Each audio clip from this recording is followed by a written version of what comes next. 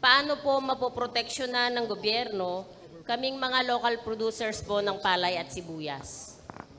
Problema, dahil nag-overproduce tayo, bababa talaga yung presyo.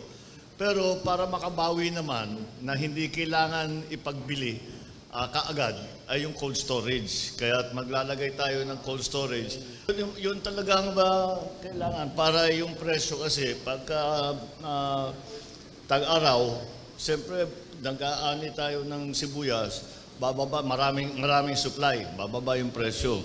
Pag may cold storage tayo, hindi na kailangan ipagbili kaagad.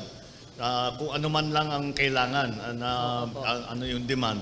Para sa consumer, yung presyo medyo pantay-pantay kahit tag-araw, tag-ulan, ganitong El Nino, lahat kung ano man ang sitwasyon ay yung presyo ay more or less hindi masyadong nagbabago para hindi rin nahihirapan yung ating mga household at sila ang nakakaramdam niyang kaagad. Kaya